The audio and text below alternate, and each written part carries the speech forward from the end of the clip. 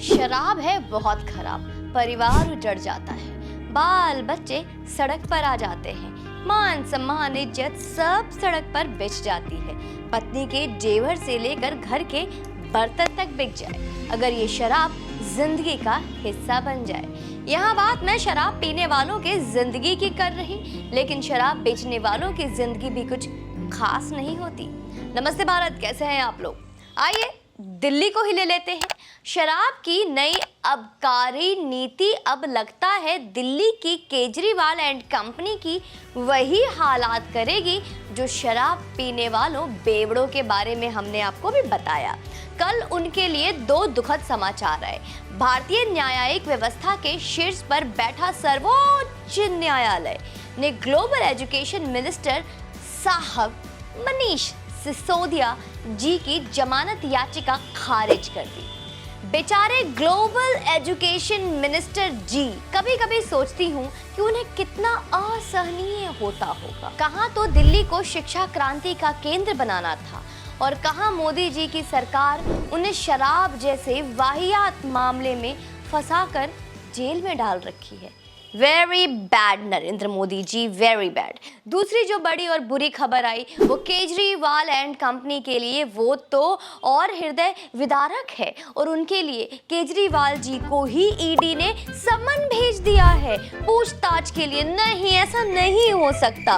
2 तारीख का बुलावा आया है, चाय पिलाकर कुछ पूछेगी और अगर उनका मन हुआ तो वहीं से पुराने साथियों के पास भी ले जा सकती है। अच्छा, अगर तमाम बुरी बातों में एक अच्छी बात ढूंढी जाए तो यही है कि हो सकता है कि संजय सिंह और सिसोदिया जी को अब अकेले दिवाली ना मनानी पड़े और केजरीवाल जी के लिए वो कोरस में बाहुबली का वो गाना भी गाने लगे जो गांव वाले अमरिंदर बाहुबली के लिए गा रहे थे जब वो महल छोड़कर उनके साथ जा रहा था। अच्छा, ऑन वेरी सीरियस नोट, हाँ सीरियस हो जाते हैं भाई, मैं क्या खुश हूँ? बहुत दुखी हूँ मैं। सुप्रीम कोर्ट के जस्टिस संजीव खन्ना और जस्टिस SVN भट्टी के बेंच ने सिसोदिया की जमानत याचिका पर सुनवाई की। जस्टिस खन्ना ने जमानत याचिका पर सुनवाई करते हुए कहा कि 338 करोड़ रुपए के इस लेन देन का लिंक मिला है, इसलिए हम सिसोदिया की बेल याचिका को खारिज करते हैं। सुप्रीम कोर्ट ने कहा कि विश्लेषण में कई ऐसे पहलू मिले हैं जो संदेहास्पद हैं, जैसे 338 करोड़ रुपए ट्रांसफर किए जाने की बात प्रतीत हो रही है। सुप्रीम कोर्ट ने कहा कि कई कानूनी सवालों के जवाब सीमित तरीके से ही दिए गए हैं। फिलहाल तक के जांच से प्रतीत होता है कि 338 करोड़ रुपए ट्रांसफर किए गए। अब पता चला कि चड्ढा साहब से शादी क्यों किया परिणीति ने। अच्छा, इससे पहले CBI और ED की ओर से दर्ज किए गए दोनों मामलों में सिसोदिया की जमानत याचिकाएं दिल्ली के राउज एवेन्यू कोर्ट के विशेष न्यायाधीश MK नागपाल ने 31 मार्च और 28 अप्रैल को खारिज कर दी थी। वहीं 3 जुलाई को दिल्ली उच्च न्यायालय ने राष्ट्रीय राजधानी में पिछली शराब नीति के कार्यान्वयन से संबंधित मनी लॉन्ड्रिंग मामले में सिसोदिया को जमानत देने से इनकार कर दिया था। इससे पहले 30 मई को हाईकोर्ट ने शराब नीति के संबंध में CBI द्वारा दर्ज भ्रष्टाचार के मामले में उनकी जमानत याचिका भी खारिज कर दी थी। मनीष सिसोदिया ने इन दोनों फैसलों को चुनौती देते हुए सुप्रीम कोर्ट का दरवाजा खटखटाया था। यानी अब ये तय हो गया कि अब अगले 6 महीने कम से कम सिसोदिया अंदर ही रहेंगे और 2 नवंबर को यह भी तय हो गया कि उनके संघर्ष के साथ ही केजरीवाल भी उनके साथ जाएंगे या कुछ तिकड़म लगाएंगे। वैसे आका है ना, अगर आप इस मामले को पूरा देखेंगे ना, जो 17 नवंबर 2020 को दिल्ली में शराब की नई आबकारी नीति के लागू होने से आरंभ हुई और 30 अक्टूबर 2023 में केजरीवाल के ED द्वारा सम्मन भेजे जाने तक पहुंची है, तो आप पाएंगे कि कट्टर ईमानदारी का टैटू माथे में बनवाकर जीने वाले लोग कितने बेईमान हैं। हम इस पर एक वीडियो और बनाएंगे, लेकिन जिसमें आपको टाइम लाइन के द्वारा बताएंगे कि कब क्या हुआ और कैसे हुआ और केजरीवाल एंड कंपनी की चोरी आखिर कैसे पकड़ी गई। हम पूरा बताएंगे कि कैसे नई शराब नीति बनाकर केजरीवाल जी की टीम अपना पीठ ये कहकर थपथपा रही थी कि हम तो ऐसी नीति बनाकर लाए हैं भैया कि अब शराब से मिलने वाला राजस्व दुगुना तिगुना कैसे हो जाएगा। और कैसे अपने ही रिपोर्ट में वो ये बताती है कि राजस्व तो 40% के आसपास कम हो गया।